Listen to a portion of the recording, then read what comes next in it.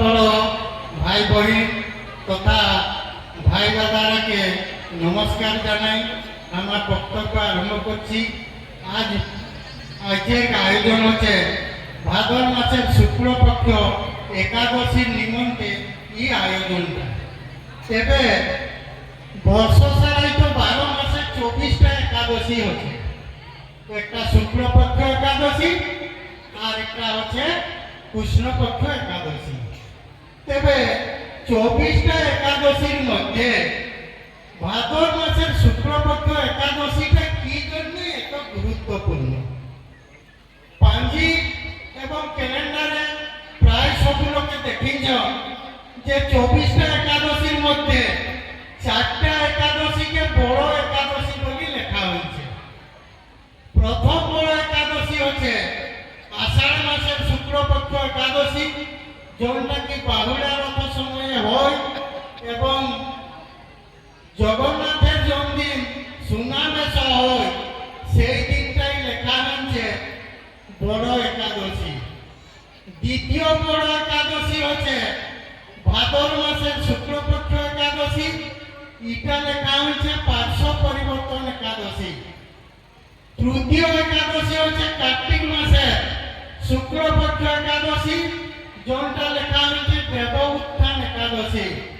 চতুর্থ বড় একাদশী হচ্ছে মাঘ মাসের শুক্লপক্ষ একাদশী, যেটা কি লেখা হয়েছে ভৌমি একাদশী। তবে আষাঢ় মাসের যে শুক্লপক্ষ একাদশী লেখা হয়েছে বড় একাদশী, সেই দিন ভগবান বিষ্ণু ক্ষীর সমুদ্রই জগন্নিদ্রায় শয়ন করেন। এবং ভাদর মাসের শুক্লপক্ষ একাদশী ভগবান বিষ্ণু কি করেন না উত্তর মুহা যখন শুই থাকে ওটা দক্ষিণ মুহা হয়ে করি পালট হন। তো পালট যদি হন তাহলে মানুষ একটা যেমন পুরা ঘুমে শুই থাকিলে ইধার উধার হয়ে পারবে কি না, ঘুমটা যখন আধা ভাঙি যাবে বা অর্ধচেতন অবস্থা, সেই অর্ধচেতন অবস্থায় গানি ইধার উধার হয়ে হবে।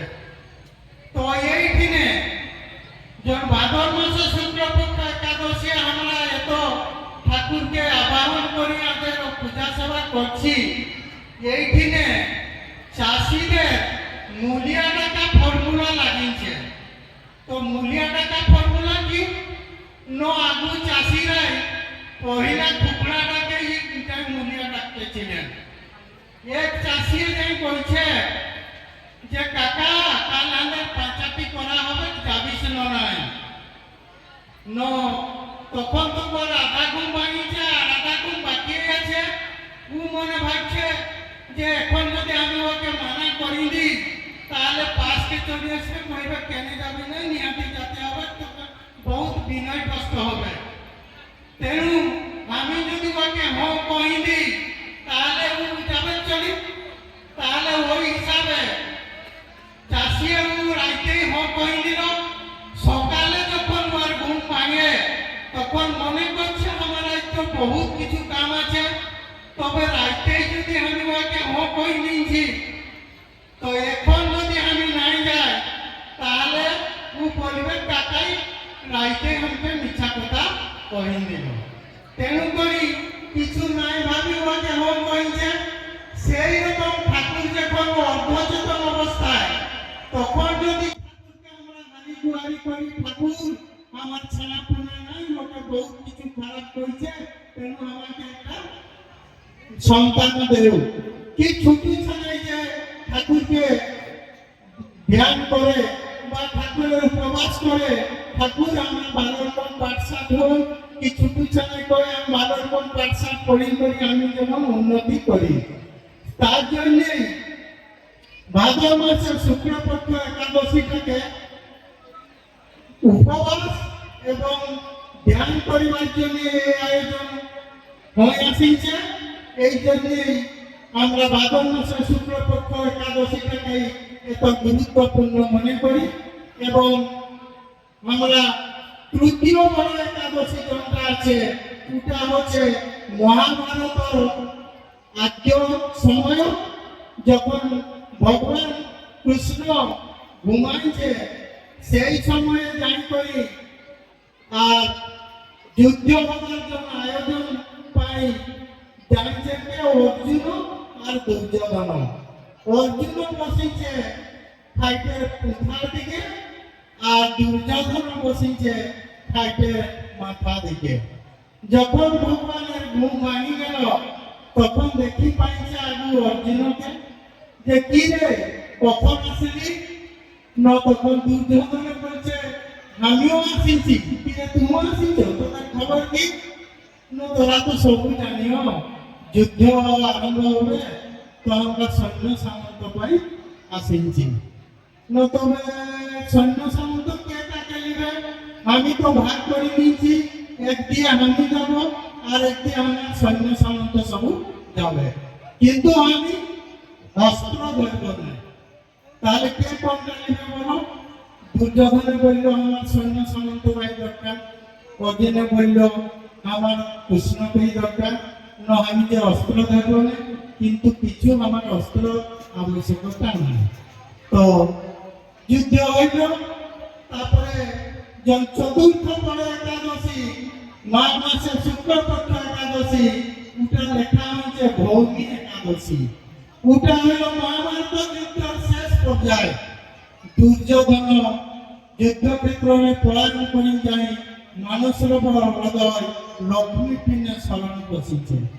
এবারে শ্রীকৃষ্ণ চাইছে দুর্যোধনকে মারিবার পাই, উবাটে মা লক্ষ্মী চাইছে দুর্যোধনকে কিরকম বাঁচা যাবে।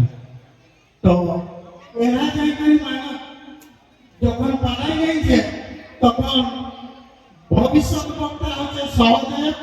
সহদেবকে শুনিয়েছিলেন যে দুর্যোধন কাহি গেল না, দুর্যোধন মানুষের বড় হৃদয় লুকাই আছে। তখন এরা সব গেলেন চলি না, ভীমে একটা বল পাইছিল। শিব ঠাকুর ছিলেন যে ভীমরড়ি করি যাকে ডাকিবে ও স্বর্গমর্ত পাতাল তিনপুরে দাঁড়িয়ে থাকলে ও শুনবে এবং ও ওটা রই পাইবে নিহাতি বাইরে আসবে। তাহলে ওই দিনে যখন ভীম লড়ি মারল, প্রথম লড়িয়ে লক্ষ্মী মায়ের বলছে তুই রহি যা, যদি 3 লড়ি সামলাই নিবি তাহলে তুই অমর হয়ে যাবি। 2 লড়ি মারল, তখন দুর্যোধন বলছে আমি ওই ক্ষত্রিয় সন্তান, আমি লুকাই রই পারব না। তৃতীয় লড়ি যখন ভীমে মারল তখন দুর্যোধন বাইরে আসিল। যখন দুর্যোধন বাইরে আসিল তখন ভীম যখন যুদ্ধ করতে যায় তখন দুর্যোধনে বলছে যে আমি রাজা, আমি রাজার সঙ্গে যুদ্ধ করব, আমি ভীমের সঙ্গে যুদ্ধ করব না। তখন শ্রীকৃষ্ণ হারিয়ে নিল এরাকে। এরা তখন বলছে আমাদের এখন আর যুধিষ্ঠির রাজা নয়, এখন হচ্ছে আমাদের ভীম রাজা। তাহলে রাজা যদি ওঠে তবে তাহলে তোরাই সকলকে জোহার করো। তাহলে ওই দিনে এরা যখন কৃষ্ণ ছাড়িয়ে নিল, এরা 4 ভাইয়া দেখছেন যে ভীম নয় ও প্রকৃত শ্রীকৃষ্ণ, কিন্তু দুর্যোধনে দেখছে যে এরা ভীমকে জোয়ার হচ্ছে। তারপরে এই রকম যখন ভীম অবতার শ্রীকৃষ্ণ হয়েছিল তার জন্য ভৌমি একাদশী, এবং তারপরে যাহা কিছু হইল ভীম দুর্যোধনের যুদ্ধ হইব, যুদ্ধে দুর্যোধনে পরাস্ত হলে। একটু কয়ে আমার বক্তব্য শেষ করছি।